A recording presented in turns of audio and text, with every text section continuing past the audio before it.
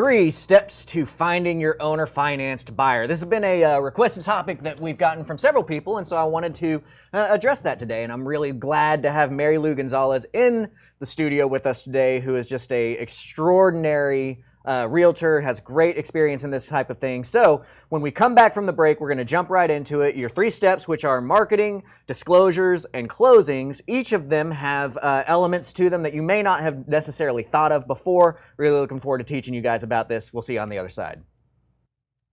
Propelio TV is sponsored by Noble Mortgage and Investments, Batch Gift Tracing, Think Multifamily, CreativeCashflow.com, and Life and Air.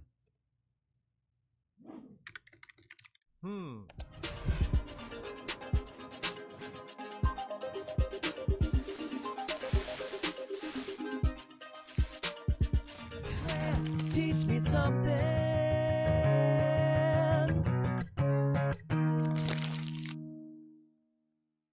What's up, Miss Marilu Gonzales? Hello, Grant. How are you? I'm doing awesomely well. Great. So I'm super happy to have Marilu with us today. Marilu is somebody that I've worked with for, actually we just hit our 3-year friendiversary on Yes, Facebook. we So did. I'm guessing about 3 years, 3 years and a week or so. So she's been somebody that I've been able to work with over this time, and just very quickly came to realize, did you know that you're like, took me like 5 or 6 years to find you, and you were the first person that I was ever like, oh, that's why realtors make money. Yes, you did tell me that. You said, you're the first person that made me realize that you guys are actually necessary. Right, so. because like usually realtors, I'm sorry if you're a realtor out there, usually realtors have no point. I'm so done with realtors. I'm like, why did you get paid on this? All you did is threw it on MLS. And then you start to work with somebody who actually has some phenomenal negotiating skills, some phenomenal marketing skills, and somebody who can actually bring value to your team. And it's like your mind just blows of just like, oh my gosh, this is what it's all about. So thank you, first of all, and say hello to the world. Hello, world. Thank you for having me. And I'm excited to talk to you guys today about the owner finance world, because that is my niche. That is what I love to do. And you taught me how to do it. And so together, I think that we've built a system, and it's Right. been great. And I'm ready to share that with everybody else so they know how to do it. I know, and you guys are lucky too, because, so here's the thing, it's like up to this point, everybody would, like anytime I would get a request for like, let's talk about how to find owner finance buyers, and like, why don't you have videos to find owner finance buyers? Because I'm like, I just reply, I'm just like, well, just go get a realtor to do it. It's not worth your time, because it is hard. It is a lot of work. Well, and that's what I'm going to explain today. I'm going to explain what we do, the role, and it's not just any realtor. You have to Absolutely. get a realtor that knows what they're doing, and especially if it's owner financing. Right, particularly owner finance, because as we, if anybody did not already know this, realtors typically have no freaking idea what owner financing is and how that works, as is evidenced by, like, I saw a conversation on, gosh, where was this? I think this was on our exclusive, yeah, it was inside of our exclusive, like, I say that, like, whatever, but it is, our exclusive Creative Cash Flow Academy Students Facebook group, because, you know, if you're a student at CCF, then you get into our Facebook group. Somebody posted on there, like, I was talking to a realtor about owner financing, and they were asking me how this was possibly not practicing real estate without a license. And it's like, you just get these stupid things from realtors that have no freaking idea what they're doing, because they know this box, and that's all they know. So if you're actually looking to find a buyer with owner financing, you need to find a realtor who has buyers with owner financing and who has worked with owner financing in the past. And so that's what we're going to bring in front of you today. Is part of the philosophy of what we should be doing is, let's give you all the information so you know how to do it, right? First of all. And then you make the choice. And then if you make want the a choice. full-time job marketing, or if you want to go buy more houses to make more money. Exactly. One of my philosophies that I would talk about a lot is pay everybody else for what they're good at until you get good enough to decide if you want to fire them, right? So this kind of applies there. So let's talk about it. Let's talk about some of the things that you do to find an owner-financed buyer. And when we say owner-financed buyer, we're talking about, this could be a wrap mortgage, this could be a first lien, whatever. It just means that the seller is holding that mortgage. So what are things that you're doing to find these owner-financed buyers? Well, the first one is bandit signs. We all know how to use bandit signs. A lot of you use bandit signs to buy your houses. So bandit signs and a big fat Sharpie, and if you have a kid, put them to work. Right. My kid makes all my bandit signs. She gets paid 25 cents a sign for double-sided. And all they need to say is owner financing, dueño a dueño. If you want it the English way, it's dueño with the funny N. a dueño. Yeah. So, and your phone number, of course, but get ready to answer the phone. And 9 out of 10 of those calls are going to be in Spanish.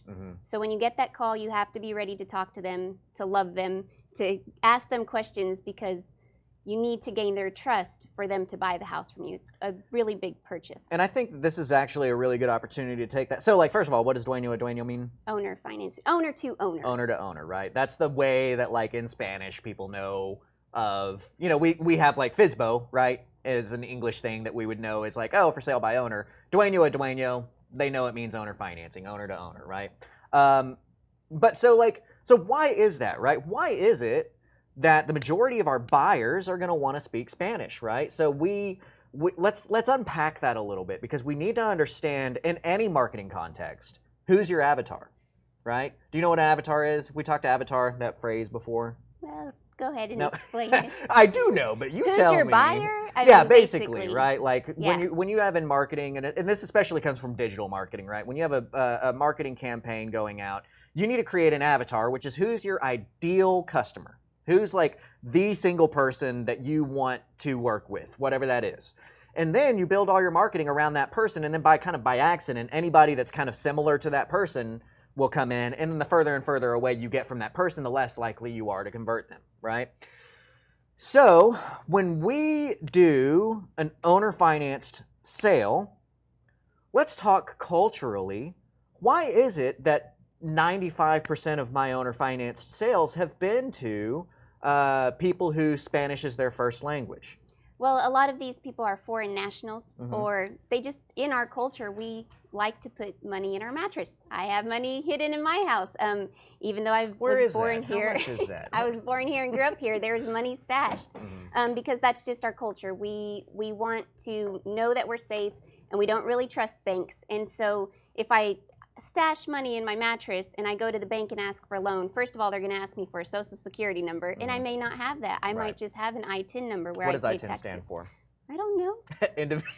All I know is how to sell All it. I know is ITIN. You say, do you have an ITIN? It's the tax number. It's individual taxpayer ID number, or identification number. So what it means is that if somebody has an ITIN, they're paying their taxes. They're paying into the system. They just don't yet have their Social Security, which, by the way, is the ultimate taxation without representation, but that's a conversation for another day. Yes, and so most of them are tax ID buyers, and they can't get a traditional loan with the bank with the low interest rate, low down payment, so they know that they have to save money. They have money saved. They may not have it in the bank, they may have it in the bank, but these are our buyers. They can't qualify with a traditional loan, and even if they could, they probably would have to wait months and months or years to get that paperwork rolling. So we can get them into a house with their ITIN and into an owner financing house by, putting 10% down or whatever the requirements are of that seller, and giving them a house that they can start building their own equity in. Right. And you look back at, I think, was it last week that we did the Dodd-Frank overview? Nothing said, like, you can almost get in more trouble by not selling to somebody that doesn't have a social than you can by, and that's a little bit of hyperbole, but it's true. Like, you do not have to be a citizen to buy property here. That's one of the great things about America, right? And you can have a qualified mortgage with somebody who does not have a social. Now, you don't have to have somebody that has an I-10 even. But I do recommend, so like that's just an internal policy of ours, that if we're going to sell a property to somebody, I need them to be paying into the system. I want to make sure that, yes, okay, maybe you are an immigrant, but if you're going to be living here, I want you paying to live, paying into the system so that we can verify some of this income and that it is working right. That's kind of one of my internal requirements, but it's not a Dodd-Frank requirement. Let's talk just culturally for a second, because also this is going to lead into the marketing side of things too. As to why this may be our avatar, right? The Hispanic culture is very much like the more Hispanic culture versus the Americanized culture is very much not credit driven. The Americanized culture is, hey, I just made $45. I wonder what kind of credit card I can get with this, right?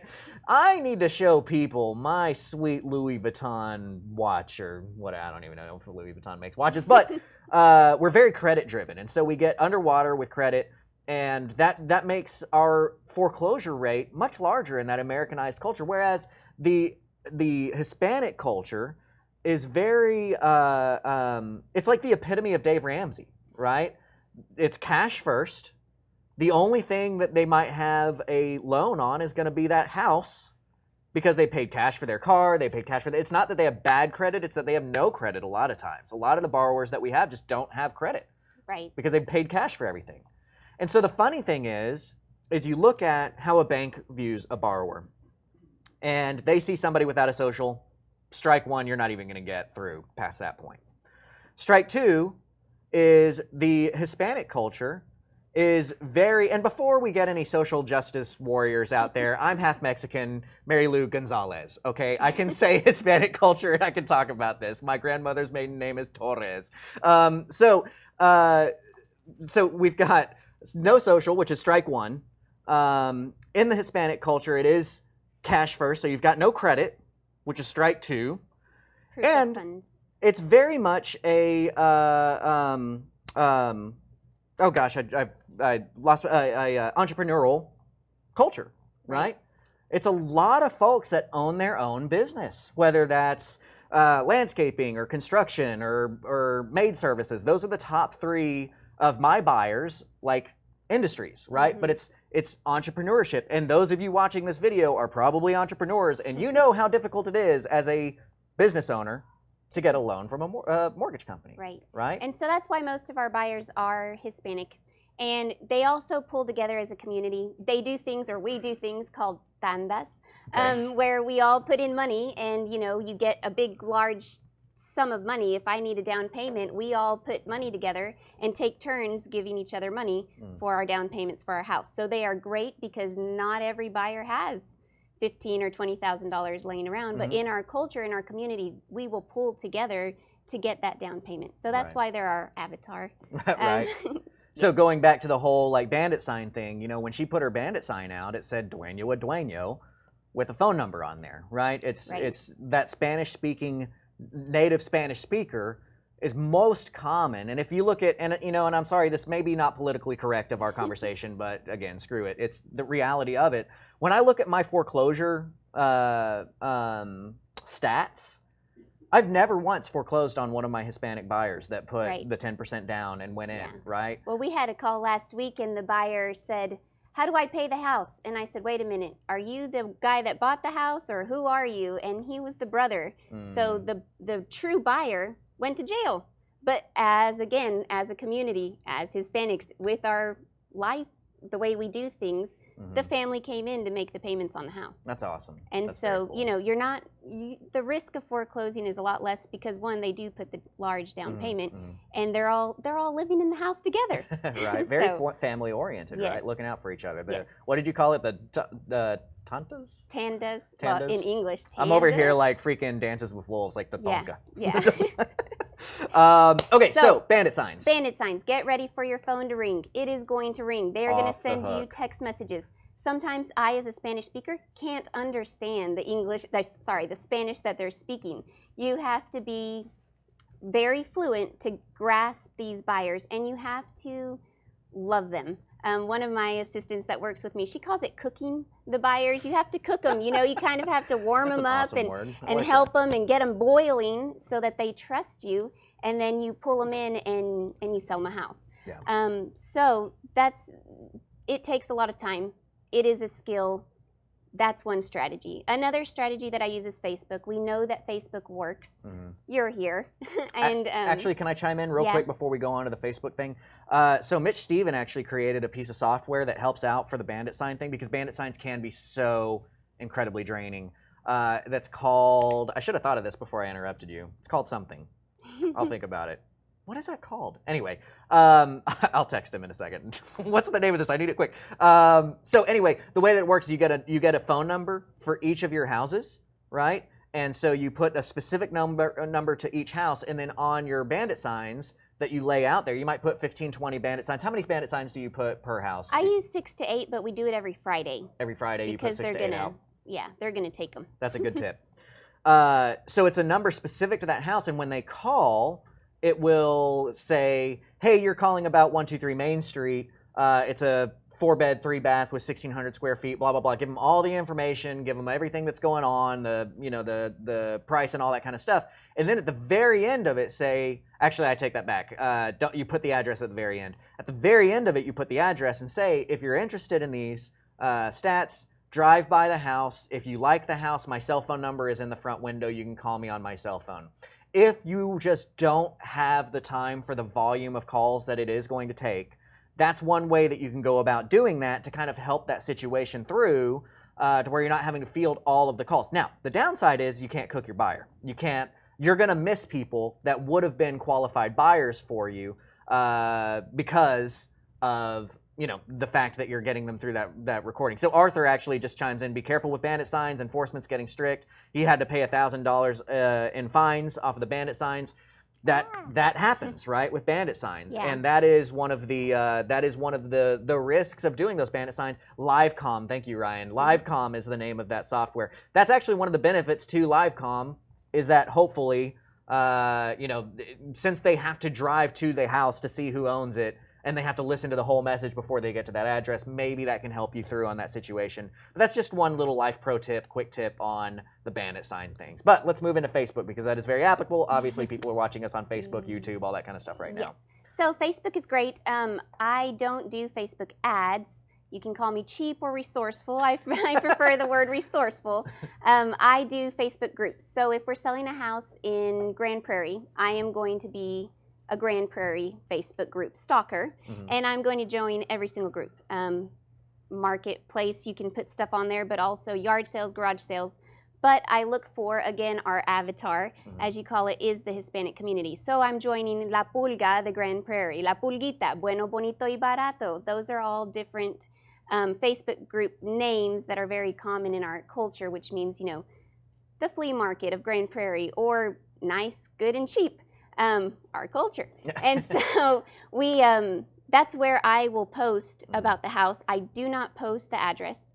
I sometimes will post the price, but I post, a few pictures. I like to do the slideshows because people seem to click on those. And then I'll boost my post. And so I do. How much are you putting into a boost? $30. Okay. $30, and it'll get me a lot of hits and views. And with the groups and posting it onto the groups, I get thousands of views. And so it's great because then my messenger starts going crazy, which again, you can't, I've looked, so if anybody figured it out, the robots on the messenger on your personal one, I can't figure it out. But you can hire an assistant to cook your leads, and you've got to teach them how to cook them. And again, 9 out of 10 are Spanish speakers, so you need to be able to talk to them and use their language. But I'm going to talk about another strategy in a little bit that pulls all of these strategies together. So it pulls the bandit signs, it pulls the Facebook ads, and it helps you get buyers to your house so that you can... Is that using a realtor? Yes. Kind of. You can do all this yourself, but no, my strategy is an open house. So, well, let's just move to that. Okay. And so you can do an open house, but how do you get the people to come to the open house? The bandit signs, the Facebook. So when you're cooking those leads, you're going to go ahead and tell them, hey, I'm going to be at the house on Saturday from 10 to 2. Stop by. If you don't like my house, come in. I have other houses. So make sure that you get them in, because they might drive by that house and look at the phone number on the window, and they don't like the neighborhood because it's, I don't know, different. And so get them to come in because you have other houses, and hopefully you do have other houses. But if you don't, get a realtor. And we have other houses. And so you get them in, you have the open house. I sold one of your houses off of bandit signs in an open house, and we actually almost had a cat fight.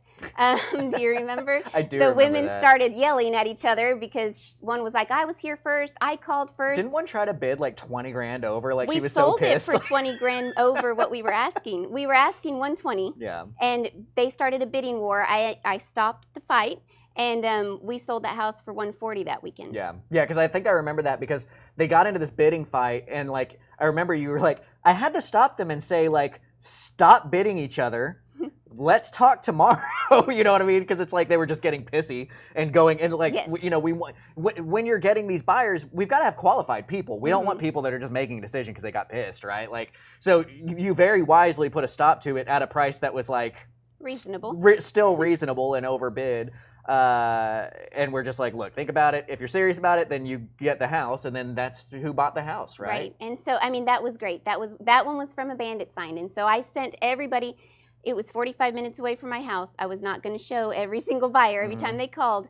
But the best way to get buyers is to get in front of them. So by setting up the open house from your bandit signs or your Facebook ads, you create a sense of urgency because everybody's showing up at the same time. Right. And so you start the bidding wars, hopefully. I sold one off Facebook, and the lady walked in with a $16,000 check and said, how do I buy the house? I have the down payment. That was one of my Facebook ads, and I didn't even boost that one. That was just from a group. And so it does work. It takes time, and it is a skill. You've got to learn how to roll them, grab them, grasp them. I spent many hours writing different responses and testing them to see how the people would respond in Messenger and how they respond over the phone. So it is a skill, so be ready, and again, speak Spanish. Yeah, this is one of those areas that I think that it's time to bring up the negotiations aspect of it, right? Because people don't really, I think, fully understand a lot of times, just in real estate in general, you can have all the like data in the world, but if you don't know how to negotiate that deal, it does you no good. You know, the way that I talk about, like with my negotiations strategies, which creativecashflow.com, we've got a negotiations module on. One of the things that I talk about in there is that would you rather have 100 phone calls and 2 closings or 10 phone calls and 8 closings? The difference is your negotiations, right? So you've got to be working with somebody that knows how to negotiate or learn those skills for yourself and really sharpen that tool because it does matter. It does not matter how many eyes you get to that house if you don't know how to close the deal. We think about negotiating when we think about our seller, but we don't think about negotiating when we think about our private money. We don't think about negotiating when we think about our buyer, but it's all negotiating. We've all got to make sure that we're giving them something that they need and getting something in return, right, for that we need. And there's a skill to that. Negotiation, I love this. I think Chris Voss said this, but I learned it from Brandon Bassett over here in Dallas, who, I mean, he closed 270 properties in Dallas last year. The dude's a beast. The phrase for negotiating is the art of letting somebody else have your way. And I love that. That's right? Beautiful. So that's one of the things that Marilu does so well. Marilu is one of the top 3 negotiators I've ever met in my life. I'm very conceited, so I consider myself up there. Daniel Moore is up there. Ronnie Walker, an old partner of mine, is up there, and Marilu. These are the only people that I have seen to this level of negotiating with that native genius. So listen to these little tips that she's giving you because you may not fully appreciate because she's just kind of throwing something out there, but understand that that's her native genius, and the fact that she can just throw these things out there of just like, well, yeah, you say this, and you got to do this, and you got to test that, and you got to do these things, is based on years and years of perfecting this skill of getting people through the door and getting people to sign on the dotted line, right? And so that is so important for that, which I guess really kind of leads into, as I unintentionally say, why do you use a realtor? Why do you use a good realtor? Why do you use somebody that already has these skills, right? Right. Well, and not just any realtor. I've had experience where I list things on MLS and realtors call me and say, what is owner financing? Why can't they do an FHA? Why are they doing this? And so I explain it to them. Or I've had other realtors call and they say, I have a buyer that's interested. They don't qualify. They make cash, but they want to buy this house. And so that's when the negotiating skills come in. You have to teach even the realtors how to sell it to their buyers. Get on a conference call with their buyers, but you've got to get the realtor to trust your realtor so that she can convey it to their buyer and make them feel comfortable about the process, because this is not a normal strategy for most realtors. Most realtors work cash, conventional, or FHA. And so when you throw in owner finance, I have to help most of the realtors fill out the contract. Yeah. So make sure that if you do go with a realtor, your realtor understands it and knows how to explain it. Absolutely, because realtors will kill the deal. It's very similar to like how we know if we're going to go on a buy appointment and there's a husband and wife, don't go on the appointment with just the husband or just the wife, because they will kill your deal when they're trying to explain it to the spouse. You've got to have both of them there so that you can explain things the way that we have skillfully come up with to explain these things. Similar to that, if this realtor doesn't know how this stuff works, they're going to kill that deal when they talk to their buyer. So that's a really big insider tip of making sure that you're kind of working through them so that they are saying the things they need to say and going through that. So one question before, just real quick, Brian Johns asked, do we use the live comm and bandit sign on our bandit sign strategies? And I personally, so I have used it. So in the times where I've had 8, 9, 10 properties available for sale at one time, and I was trying to run our own marketing, yeah, we used live comm. But you do lose on buyers when you're doing that because you don't have the ability to sense them and negotiate with them. So much of a negotiation is customization, right? That's why, one of the reasons why I speak out against one of the old school things of well, I give them 3 offers and I let them choose the one that they want. Wrong. I don't like doing that because that's not customized. Now they feel like you're a hammer looking for a nail. What I do is I make one offer, I let them tell me no to that offer, and if they say no, I say why, and when they tell me why, then I shape my second offer that I would have given already. I shape it, but I say, see, this solves your no because you told me you wanted this, and this is how this one solves that. Now that's a customized offer that they want to accept, right? So our conversion rate goes through the roof. When you've got somebody like Marilu or one of her assistants on the phone listening to somebody asking the questions, they may not be in on that house, but you may have another house for them.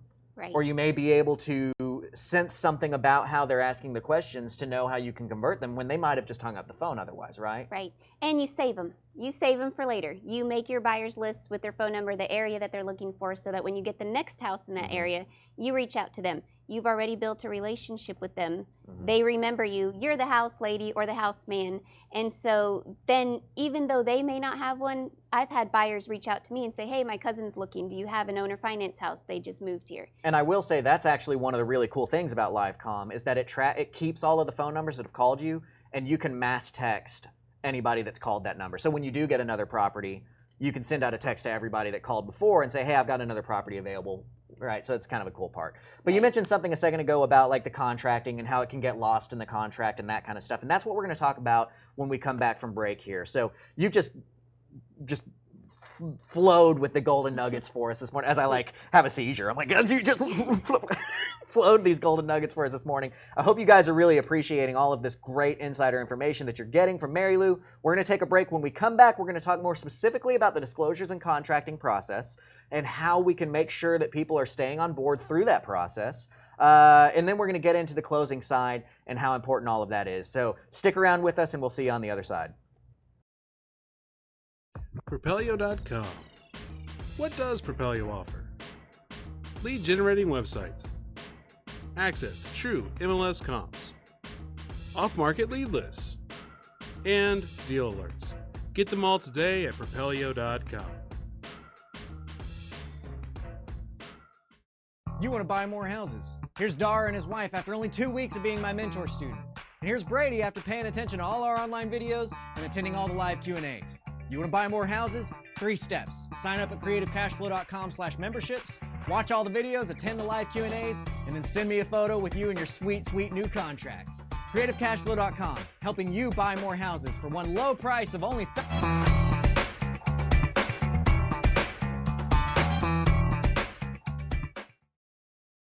And welcome back. So I was watching because we see the stream of the commercial and stuff, and I forgot. Actually, in my commercial, you'll see one of my personal mentor students filling out on their first house their for sale sign as a bandit sign, and they're in my trunk writing the sign out, and it says Dueño, and a phone number. So there you go. There's some social proof. This is really what we do. This is really how we sell those houses. So keep an eye on that. Real quick, before we get back into it, I do want to point out none of this happens without Propelio. None of this happens without Propelio putting a studio together and making sure that you guys have great information put in front of you each and every week, each and every day, really, of the week, right, is what we're doing. And we've got the Propelio Academy, which I've been in charge of getting that up and rolling. We've got a lot more stuff coming on that. Some really cool things are happening behind the scenes on the Academy. So go to propelio.com/academy if you want some full-blown, in-studio class modules on certain levels, whatever. We've got multifamily, we've got pre-foreclosures, we've got my sub 2 stuff up there, right? There's a lot of stuff. Insurance. James Jenkins came in and did a great thing for us on insurance. We've got all kinds of really cool stuff. Bryce McKinley's NLP is awesome. We're talking about the negotiations. So check that stuff out. Lastly, creativecashflow.com. I've played this game for months of, hey, our price is going up, but I actually yesterday got our skeletoned new site with the new copy on it, with the new prices and everything. So this week we will be raising our prices. Right now it is $6.50 for a lifetime membership to the Monday night Q&As, to all of the current and future video content that will be exclusive to creativecashflow.com, as well as all of the video content that you'll see on stuff like Propelio Academy and anywhere elsewhere that I might be with public content. It's huge to be able to talk every Monday night, get all your questions answered. Again, right now it's $6.50 for a lifetime. If you use the hashtag GTMS from our commercial, you get 20% off of that. After this week, it's going to be $12.95, and you only get 1 year of access to that weekly Q&A. So I really recommend that if you're thinking about getting in, get in right now, and we will get you guys taken care of. All right, so let's jump back in. Let's talk about, so we talked about some awesome marketing strategies of how to get that buyer in the door. But once they're in the door, we're not done. We're still cooking. We're still boiling, cooking. but we're boiling. not cooking. We're at a light yet. boil. Yeah. We're at a simmer. a Is that what simmer. it's called? Yeah, I was trying to think of that. So what happens next, right? We've got somebody who has expressed interest. They have their check in their hand that says, hey, I have $16,000, but we still have to disclose some stuff to them, right? Right. We still got to make sure that they're okay with the fact that it's a wrap mortgage and what that means. So talk to me a little bit about that process. As you have somebody who's interested, how do we take somebody from interest to a signature on the dotted line that is going to be okay with going to the closing table? Right. So there's two different ways. You can take them straight to the RMLO, which some people prefer to do, especially if there's multiple buyers that are interested, so that you pick your most qualified buyer. Or you can go straight to let's make an offer. And so when you're going to explain it to them, one, our culture is big on meeting in person. And so you really have to get in front of them, be with them. If they have a realtor, meet with them and their realtor. How often do they have a realtor when you're dealing with these? I would say at least like 50% of the time, because I do use MLS. Because, yeah, we forgot to mention that too. Yeah, so I think I mentioned it briefly, but MLS is a tool. It gets to Zillow, it gets to everywhere, it gets other realtors. And if you don't use MLS and you're selling somebody's houses, it's kind of being selfish. You're like, oh, I'm going to find the buyer, so I get both sides of the deal. Well, if you use MLS, you're doing a service to your seller, which is what our job is to do, is to find you guys more buyers so that we can sell more, even though we may not make the commission from the buyers. But so about 50% of the time, it's my buyer lead or it's another realtor's lead, which is like my buyer lead because I held their You have hand to hold their hand and the they whole get time. paid, but it's okay because it's what's better for my seller I in the appreciate end. that attitude. And that's exactly, by the way, just to brag on her a little bit more, that's the attitude you need your realtor to have, is understanding that they're going to have to work their butt off and maybe go above and beyond, probably go above and beyond, because we're real estate investors and we expect to get things done and for less money. Yeah, right. So make sure that you're working with somebody that has that attitude as well as you're interviewing your realtor. Right. And so once you get these buyers, it's better to meet them in person because it is a lot of paperwork and it is hard for them to understand. And you don't want to get to the closing table and disclose it to them 3 Right. days before. I think they have to do it by That now. blows up. Because that'll blow up. It scares them. It looks like you're hiding something. So just explain to them. And you also have to figure out a way how to explain it to the realtors. Because if they have a realtor, the realtor may not understand a wrap, or they may have heard very horrible things about wraps. Of course. So you have to, coach them, guide them, explain it, and just explain, Bank of America has investors. Yep. And that's kind of how I do. I go back to what realtors know or what buyers know, which is the retail way of doing things, and I make it comparable and easy for them to understand. Yeah, and actually I had forgotten that, and I wonder if I trained you that or if you came up with that on your own. I came up with it on my own. But I used to whenever I was selling personally, like before I started outsourcing because I got smart. That was one of the big things that I would explain to people. It's like, look, Bank of America is borrowing their money from Fannie Mae or Freddie Mac or whoever, and they're paying 1.whatever%, and then they're charging us 4%. That's how they are able to do this. We're doing the same thing, except our lending comes from Bank of America. That's why we're able to offer this owner finance deal. The way that I will typically introduce the wrap to them is I won't say like, hey, you're going to be in second lien position, and that means that if the first lien forecloses, you're going to lose your house. What I'm going to say is there is another mortgage on this property. That's why we're able to offer your owner financing, is because I have financing to Bank of America or Wells Fargo, and that's how you're able to get owner financing offered to you. That's how this works. But something to be aware of in that case is that our financing over here does have the right to ask for the remainder of their loan to be paid once I sell the property. That's just part of the business. It's called a due on sale clause, and it's in every mortgage.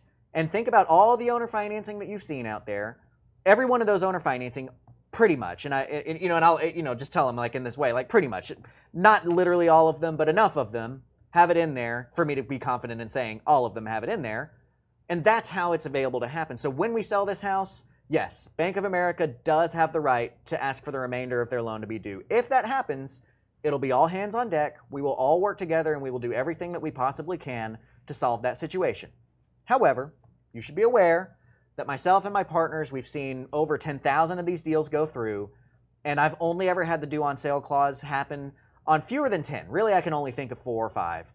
And in all of those cases, we were able to solve it without it being an issue, but we just need to disclose this. We need to make sure that everybody's aware that we understand that this is part of doing business this way, is that we do have a mortgage that you're paying more than, and that mortgage has a due on sale clause in it, and if they decide to call that, we all need to work together to make this work. Do you have anything else that you say to them or another way that you approach that? Well, I throw in the interest rate because with our deals, a lot of times the interest rates are 9 or 10%. So when I am explaining the wrap, I explain, there is an interest rate I am paying, we do have to pay the bank, and that's why your interest rate is a little bit higher because there's a risk to giving to you because you can't go straight to the bank. And so I do share that with them because a lot of times they're like, oh my gosh, 10%. But then I also roll into the used car salesman, the different car lots. If you have bad credit, you go pay 25% for your truck.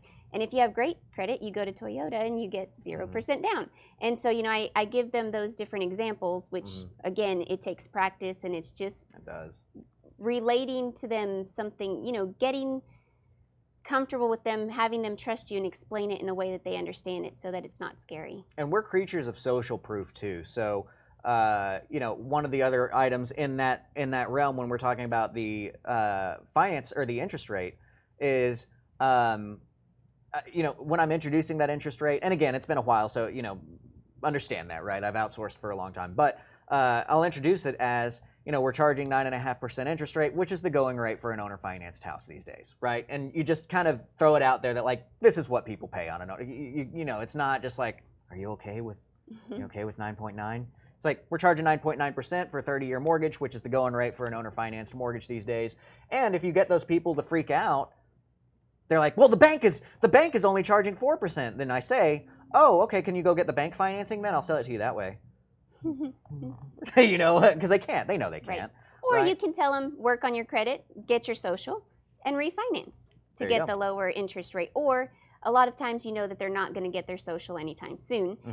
So you just teach them how to pay off their mortgage quicker and give them that option, which a lot of your buyers do. You said once your average is about 7 to 10 years that they pay it off. And so, then they don't. It's actually longer, but yeah. Okay, then they don't pay so much interest if they pay it off sooner. So you put the power back in their hands. If you don't want to pay so much interest, pay it off fast. Right, absolutely.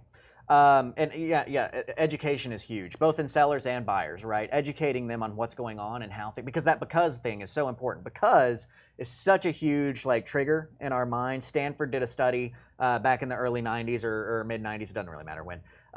Long story short, they discovered that just saying because gets the same result because the study was there was a line for the Xerox machine. Somebody comes up, asks, may I cut in line to make some copies? And they had like a 40-something% compliance rate. They asked, may I cut in line to make some copies because I'm running late for class? They had a 94% compliance rate. They said, may I cut in line to make some copies because I need to make some copies? They had a 93% compliance rate. Wow. That because is all it takes for people to trust and understand. They need to know why you're doing something. It's one of the big reasons why when you hear me talk negotiating on the acquisition side, I always talk about we need to be very clear about the fact that our main motive is to make money. We tell them, hey, I'm in here because it makes me money. This is what puts food on my family's table. But I really like that I'm able to help you out of the situation.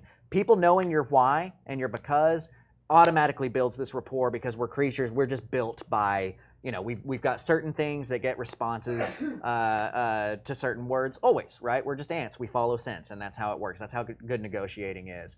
Just a quick shout out to Sonia. Thank you so much for chiming in as one of my creative cash flow students. I saw Brian asking if she was a member, and she said yes, and 1,000% recommend. I super appreciate that, Sonia. You're the best. I really like working with you guys and all my other students. I've got Sally watching as a student. Arthur Martinez actually is watching right now, who was a student of mine back in 2012 or 2013, and since has made this his full-time job with another student of mine, John Martinez. They ended up becoming partners over time. So we got a bunch of students watching. Again, if you're interested, please go out, check out creativecashflow.com. I'd love for you to join now. Actually, I'd love for you to join next week when it's more money, but you would love to join before it's more money. So yeah, this talk about the negotiations and getting them to sit in the table. And before we go into the next step about the closing process and going through the RMLO and that kind of stuff, do you have any other kind of tips of how you can talk to that realtor who's going to talk to their buyer? And, you know, what are some tips about getting information through to them, if you have any more other than what we've talked about? Well, in any negotiating, you just have to become their friend. You have to be clear, explain things, make it easy for them to understand, and teach them. So sometimes I say, look, this is how I explain it. And even tell them, explain it back to me.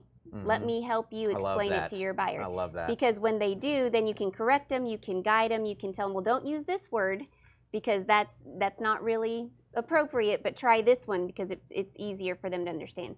And so a lot of realtors are very thankful. And if they have the buyer that wants the house, you know, we work together to get them what they need. Well, and here's another thing too. I mean, negotiating is making sure that we are both on the same page with something. We're offering a mutual benefit. Realtors want to make more money. If you're introducing them to a way for them to convert more buyers that they were unable to convert before, they'll typically listen. And if they don't want to listen because they're so full of themselves, that's not your avatar. That's not who you want to work with anyway, so let them go. Don't fight too hard for it, right? But typically, I mean, how often is it that you talk to a realtor and they're like, whoa, what? Yeah. Tell me I can do this how? You know what I mean? Right. And they're like, this is really interesting. I have a lot of buyers. And so they, you know, when you get the word out, you become their friend, you take the time to explain it, it just builds our community up even more. Yeah, so. Absolutely. And Ed Chambers, somebody that Marilu and I both worked with, cleared 6 figures on his first deal. It's awesome. So I got lots of people watching here today who have benefited from this. And by the way, so one of the things explicitly that I give a lot of free content, right? We've got hundreds and hundreds of hours of free content that I have given to you, and in return, my ask is, I'm hoping that some people will go over and buy creativecashflow.com and become members there. I'm just giving you my because here, and also because. Hey, if you want to work with somebody that knows how to do these deals, you've got something that's on your table. Like, for instance, I know that Marshall Hooper is watching today. We're running a deal with Marshall right now. If you want to JV together on a deal that you've got in front of you that seems like it might be a good fit for creative financing, Marilu and I work together on acquisitions and dispositions. We have an entity for buying houses together. We work, you know, well, not just as her selling my houses, but as partners in this acquisition process. So if you want to work with us on that, check out creativecashflow.com/JV with me. I've got to have some basic information about the deal so that we can make a decision on it. But if you submit that, we'll work with you on a deal. We'll JV with deals on you as well to help you get past that finish line, because we know that's one of the hardest parts of when you have all these turning gears is how do you get past that finish line. Sally has a great question that I'm glad, Sally, that she asked this, because what is the best way to make sure that the potential buyer understands the closing costs are in addition to that down payment? Because we're asking for a 10% down payment, and they need to come with 2 months of escrow reserves, and they need to pay all the closing costs, which is like, you know, $2,500 to $3,500 depending on where you're closing with. So do we have some tips on that? Yeah. So what I normally do is I ask them about the 10% down, if that's what's required. And then I always tell them, and there's also costs to close. Just like when they buy a car. I use the car example a lot because when you buy a car, you pay for the car, but you also have to pay tax, title, and license. Thank you. And so I use that as an example. And so they say, okay, what is that? And I also explain, because closing costs, most of the closing costs are their escrows. It is money that they are going to have to pay for. It's for them. Right. And so it's not like you're paying all of this up front, but you're going to pay it. You're going to put it in an account. We save it for you, and we pay your taxes. We pay your insurance. And so that kind of lessens the pain of bringing those closing costs. And we explained that the bank has closing costs too, and we're not as expensive as a bank. Right. So. Right. Yeah, because the closing costs are actually less with us than they would be going through the bank. Right. How do you recommend that you find these realtors? I know this really good show called Grant Teach Me Something that comes on every Wednesday, and he'll bring people in front of you that are good at stuff. If you're in the Dallas area, I really do recommend Marilu. How do they get a hold of you? Call me. Do you want to put your phone number out? Or you want to put your email out? Put my email out. That's Okay. better. Marilu, Marilu, works for you at gmail.com. I've recommended enough that I've like figured out the system of like it's like too legit to quit, right? But finding those realtors, here's a good tip for you. I got another nugget for you, because why not? When you are trying to find people, professionals in your area that I might not be in and don't have recommendations for you, go find houses that are for sale with owner financing and call them. Those are the people that are doing this business. So talk to the realtor that's listing those properties, see how many properties they've already sold that way, ask them what RMLO they're using, ask them what attorney they're using, all that kind of stuff. And to be politically correct, make sure they're bilingual. Yeah. If they can speak the language, they understand the culture, ask them what they do to get their buyers, ask them if they know other realtors, because that is something that I do. I am not selfish. I love to spread the wealth. So I have a list of realtors that I know do a lot of owner financing in DFW. And so what we do is as soon as I get a listing or it's coming soon, I shoot it out to my buddies. Yeah. And I say, hey, do you have a buyer? Let's get, this house sold for my seller. Yeah. And so ask them about their network, ask them what they do for marketing, and just really ask them a lot of questions about owner financing. Do you understand the contract? Role play with them to see how they are in negotiating and explaining things. And that would be the best way to get a realtor. That's awesome.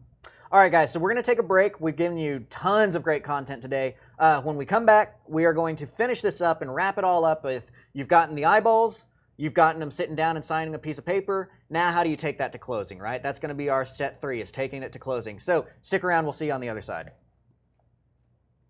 Propelio.com. What does Propelio offer? Lead generating websites, access to true MLS comps, off-market lead lists, and deal alerts.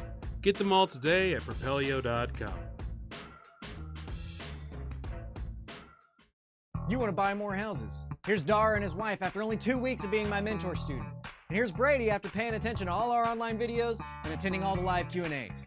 You want to buy more houses? 3 steps. Sign up at creativecashflow.com/memberships, watch all the videos, attend the live Q&As, and then send me a photo with you and your sweet, sweet new contracts. creativecashflow.com, helping you buy more houses for one low price of only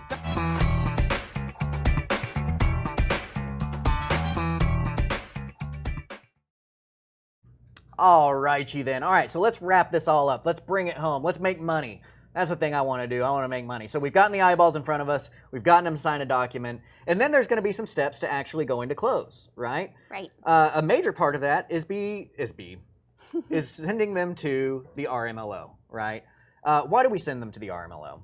To make sure that they're a good buyer for our seller, because you don't want to put somebody in the house that we're going to have to foreclose on. Right. So you want a qualified buyer. Right. And the RMLO does all the hard parts. They explain all the numbers, they get all the documents, all the paperwork Yes. that not all realtors love.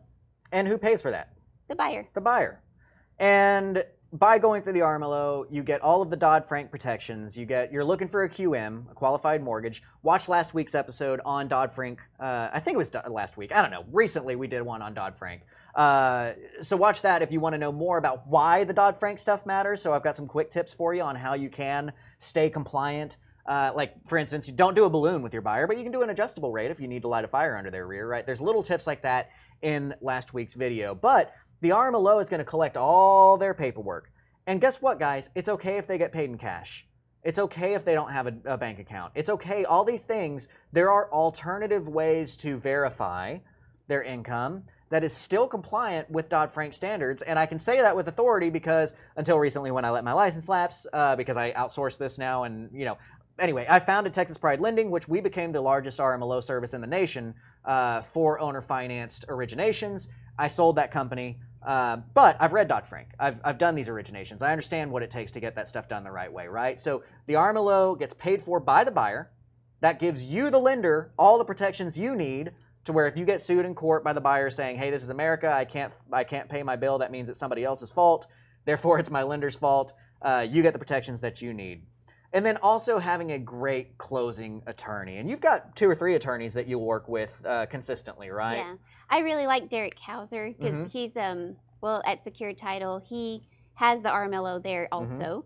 And so it's kind of a one-stop shop, and it just gets done. And doesn't he do servicing too? Yeah, he does the servicing there too. So then they know they can go make their payments there, and it's also just comforting for them to know, oh, you know, there's somebody that speaks Spanish in that office that's an actual person. So. And similarly here in Dallas, I use Scott Horn a lot for the creative financing and that kind of stuff. Texas Pride Lending for the RMLO work, and then Moat Note Servicing out of San Antonio for the servicing. So those are some great resources for you as far as that goes. One of the reasons why, and I haven't closed with Derek yet. I like Derek as a person. I need to meet with him and look through his closing docs. I know that you've closed with him a lot. One of the reasons I really like Scott and why I've stuck with Scott is that his contracts for the actual contracting portion are super duper strong. And I know, and I'm sure Derek does this too, at the closing, they're going to redisclose everything that I already told the buyer. So now if it does go to court, we have a third-party disinterested party that's a licensed attorney vouching, saying, no, we told them about the wrap mortgage, about the due on sale clause, about all of these risks that were being taken. And by that, because the judge may take it or leave it. If I say, no, I definitely disclosed this to him, well, who are they going to believe? Because I financially benefit from having not told them, right? Like the judge might be like, eh. But if I'm like, hey, I told them, here's the documents where they signed on it 25 times, and here's the attorney that closed the deal also saying that he told them about it at closing, right? These are things that you need to do to see why, A, cover your butt on your closing to make sure that if things go awry, right? I was raised in this industry by an attorney. I was partners with Scott for the first 5 or 6 years of my career. So I'm always looking for that. How could this suck, right? Not that it will, but how could it? And let's plan for it. Well, and using an RMLO, I used this on Marshall's deal yesterday or the day before when I was talking to the seller. She said, what are my risks? And I said, well, we use an RMLO. And I explained what that is. I explained that we look at our buyer, and that helped her feel more comfortable. Good. So we sealed that deal. So it helps on the buy side, and it helps on the acquisition side because they know that they're protected. Right. Exactly. And it's huge. And similarly with the servicing side, right? When you've got a buyer, because we did, so like, as a side note, Texas 100 is the state side, the state of Texas. That's our group for the lobby effort to make sure that we're protected in government from being, hurt by laws that are coming through. And then we've got the Seller Finance Coalition, which is doing the national side of stuff. I had to march down to Austin a lot with the guys from Texas 100. Eddie Speed, Mitch Steven, Mike Powell, Paulo Dwyer, David Finoli, and myself are the board members of Texas 100. We spent a lot of time this session down in Austin sitting down and talking to the senators, talking to the House of Representatives, talking to the commissioner of the Texas SML, all that kind of stuff. Similarly, I was up in D.C. doing the same thing about some of the national laws because there are bad apples out there, right? In Austin, we had some folks that were accepting payments and not paying the underlying bank. And so the underlying bank foreclosed and the buyers got, their homes got lost. Even though the buyer was paying on time every month, the investor wasn't paying the bank and the buyer got screwed.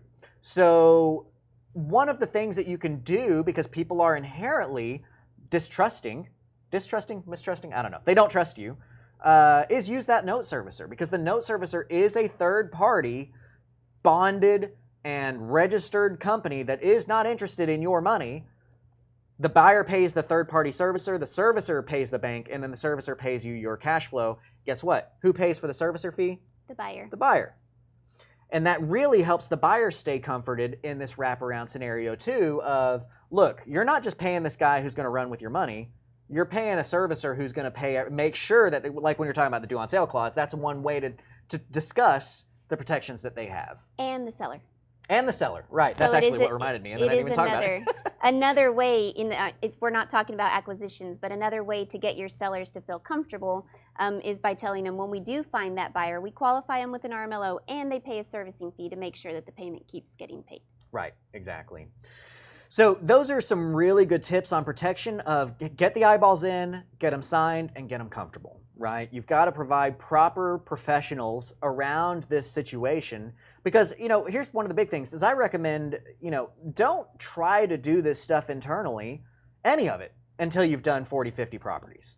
And then even there, like I've done way more than that, and I'm using a third-party loan servicer, and I'm using a third-party realtor who has become a first party because now we work together on actually acquiring properties. But, it is wise to do that. But once you've done 40 or 50 properties is when you have enough experience that you're not going to accidentally screw somebody. That's one of the big dangers to this is that you can accidentally screw somebody. If you've done 1 or 2 deals and you don't know about certain disclosure needs and you don't know that you can't do a balloon or you can't do this or you can't do that. There's a lot of turning gears to this business. That's why we make so much more money than everybody else does. Is because we're dealing with more turning gears. Hands down, wholesaling is easier. You want to get in this business? You don't want to learn a bunch of stuff? Go wholesale a property. Go do your fix and flip. Lose your money. The owner financed world has a million more turning gears, which is good and bad. It's good because it means we're going to make more money, but it's bad because you got a million more ways that you can trip over something, right?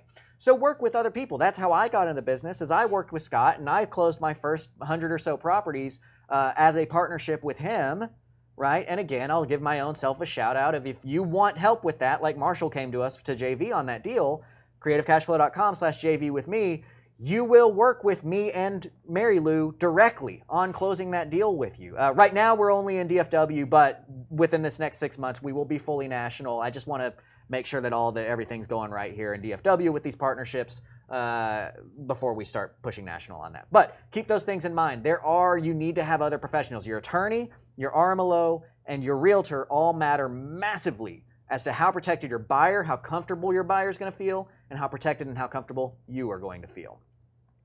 Great. All right, so I'm going to read this question, which I have tried to read several times, and I don't really understand it, but I'm trying to split. So I'm going to read it out loud. Is there taxes on a wrap after the first lien is paid? Is there taxes on a second lien from owner finance? And if you mean income taxes, there's always income taxes. I don't really understand the question, though. If you mean property taxes, let me just answer this. If you mean property taxes, there's always property taxes. If you mean insurance or income taxes, there's always income taxes. So yes, on a wrap, once the first lien is paid and the second lien is paid to the investor from the buyer, is there taxes out of the monthly payments? Since there's no debt, is there taxes? Man, I'm sorry, man. I don't know. I don't get what's happening here. Okay, I do. You do? Okay. Thank you. So I think that what you're asking is, you have a wrap, you pay it off, but the buyer still owes you. And so is there still taxes being escrowed? Yeah, if Is you're that talking how you about understand property it? tax. So I would, as a seller, I would still escrow it until that lien is paid. Yeah, so if we're talking escrow, Dodd-Frank does say that and by the way, that was just a slip of my tongue. I know it's not called Dodd-Frank's. It is also not called Frank Dodd. It is Dodd-Frank. I'm that guy. I'm that guy that hates when people say Frank Dodd. I'm also that guy that hates when people say realtor. It's not realtor, it's realtor. So escrow, you have to escrow. If you're charging the interest rates that you should be charging, you're in something called a higher priced mortgage, which again, watch last week so that you can learn a little bit about that. Higher priced mortgages higher priced mortgages do require an escrow account. So Sunny Guy 3945, the answer of is there taxes, we could have just stopped there. Yes, there is always taxes, always. And your taxes should be escrowed with your buyer, whether or not it's income or not. Okay. I think that we've pretty much got our questions handled up here. I did see a question of, will we work nationally? We will work nationally, so we just haven't rolled out nationally yet. I made a decision back in 2012 that I wasn't going to go national. I was going to just be in our backyard. And it was just this last few months, and I'm like, wait, why am I not doing national again? And it's one of those things that once you make a decision, you just kind of stick with it, and you don't really think about why. The market is different now than it was before. So yes, we will go national for the right deal. So if you are national and you have a deal that you want to JV with, go ahead and go to creativecashflow.com/JV with me. Enter it in. We'll take a look at it, and we'll decide. There's a good chance that we will JV with you on, but if it's not something that we want to work with, I'll at least tell you why we feel like it's too risky or why this or that, and that'll still give you information as to something being helpful for moving forward with that. So, guys, I love that you guys are watching. We've got some great communication here. Is there anything that you want to close up with? Any kind of sage advice from Marilu? Well, right after you give like an hour full of sage advice. Owner financing is the way to go. I mean, it's money that keeps going. He said something as a joke, like you can flip and fix a house and you know, sell it. That's a job. But owner financing is investing, and you keep getting your money to keep coming. And I really love that you outsource things that it takes time. It's not that you couldn't do it because you're great at everything that you want to do, but it takes too much time. So where do you want to spend your time? Exactly. Buying more houses, making more money, letting other people work for you, or do you want to go market and learn Spanish and talk to these buyers? So just figure out what your strategy is, what you want to do, and make money. Yeah, I like that part. All right, guys, thank you so much for being here. We really appreciate it. If you've got any more questions, go ahead and drop them in the comments. Tag me, tag Marilu. She's on Facebook. I don't think you have like a YouTube account that they can tag, but Ryan looks for those things and lets us know when there's questions. If you're listening on the podcast, in the description there's going to be a link to the YouTube page so that you can go in there and comment on that. We do love working with you there. Thank you guys so much for being here. Marilu, thank you so much for coming out here. Thank you for having me. You shared so much great stuff with us. This was a really good episode. All right, don't forget, tune in next week. Every Wednesday at 11, we will be here teaching you some more Grant Teach Me Somethings, and we will see you later. Propelio TV is sponsored by Noble Mortgage and Investments, Batch Skip Tracing, Think Multifamily, CreativeCastro.com, and LifeWinner.